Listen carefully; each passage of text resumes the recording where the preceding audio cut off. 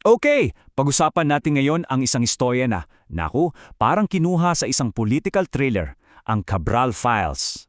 Susuriin natin kung paano ang isang set ng dokumento na dapat sana'y maglalantad ng malawakang korupsyon ay biglang kinuwestiyon dahil sa isang napakasimpleng tanong, paano nga ba nakapag-request ng budget ang mga patay? Sige, umpisahan natin sa pinakasentro ng buong argumento ng ating source. Isang linya lang to, pero ito raw yung gigiba sa buong kontrobersya. Ang mga patay ay hindi nagpa-file ng budget requests.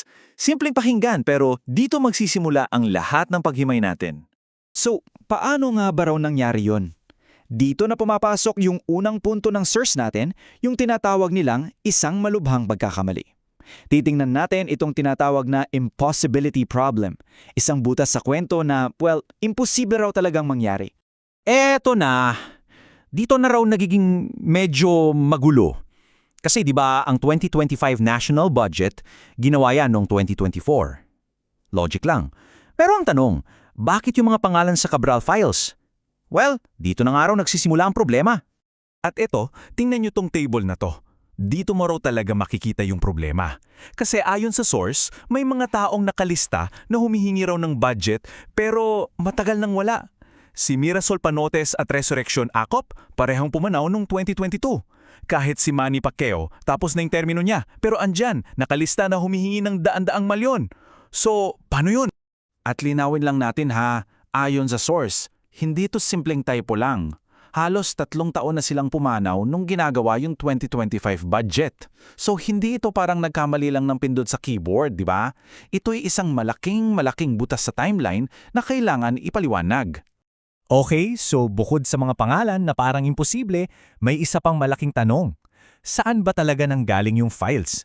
Dito na tayo sa ikalawang bahagi, yung pagtatalo sa otorisasyon.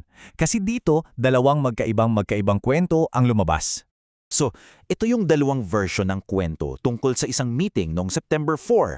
Sabi ni Liviste, binigay daw yung files sa kanya para sa transparency, authorized. Pero ang sabi naman ni Secretary Dizon, nako, hindi raw. Sa pilitan daw kinopya yung files mula sa computer ng staff niya. So, sino ang nagsasabi ng totoo? Dalawang kwento, iisang pangyayari. At dito, yung claim ng authorization, dito raw talaga gumuho. Kasi yung tao mismo na sinasabing nagbigay ng basbas, mariing tumangki. Sabi ni DPWH Secretary Vince Dizon, diretsahan, wala akong inauthenticate na anumang dokumento. Hindi ko pa sila nakikita. Klaro, di ba? Nakapakalinaw ng pagtanggi. At para dagdagan pa yung gulo o yung misteryo, di ba? Tiningnan daw yung security log nung araw na yon. At alam nyo kung ano ang nakasulat? 6 na kahon ng pizza. Yun lang. Walang record ng kahit anong dokumento o flash drive na lumabas ng building. Pizza, hindi files. Medyo nakakatawa pero seryosong butas yan sa kwento. So anong nangyari? Dahil sa mga butas sa timeline at sa kwento kung paano nakuha yung files, nagbigay ng paliwanag si Liviste. Pero ayon sa source, yung paliwanag na to para daw boomerang, bumabalik lang para tamaan yung sarili niyang argumento. Tinawag itong holdover alibi. Ang idea? Simple lang daw. Yung mga pangalan ng patay o mga dating opisyal, mga placeholder lang daw yan. Parang copy-paste lang ng isang automated na sistema na sira. Kumbaga, hindi kasalanan ng tao, problema ng sistema. Okay, parang may sense naman, di ba? System error. Pero dito na nagtanong yung artikulo. Talaga bang gumagana yung depensa na yan? Naliligtas ba nito yung kredibilidad ng files o lalo lang ba nitong pinapalubog? At dito, yung sinasabi ng source na contradiction, hindi raw kasi pwedeng dalawa. Hindi pwedeng sabihin mo na, placeholder lang yan, walang kwenta yung pangalan na yan, tapos kasabay nun, sasabihin mo, pero itong mga taong ito, mismo sa listahan, ay mga korap. So alin ba talaga? Sila ba'y mga placeholder lang o sila ba'y mga korap na tao? Hindi pwedeng pareho, ayon sa source. At habang lumalabas yung mga butas na to, dito na raw nag-iba ang ihip ng hangin.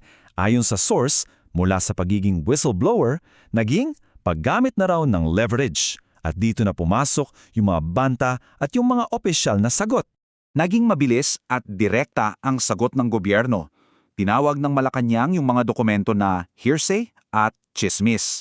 Kumbaga, walang bigat hanggat hindi na patutunayan. At ito ang pinakaimportante. Binalik nila yung burden of proof kay Leviste.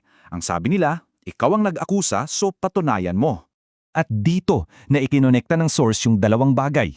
Kapag mahina daw ang ebidensya, kailangan mo ng leverage. Kaya yung mga sinasabi ni Leviste na magpapangalan ako ng mga tao o may mga alok daw ng suhol, tinitingnan ito ng source hindi bilang isang tunay na whistleblowing, kundi isang bluff.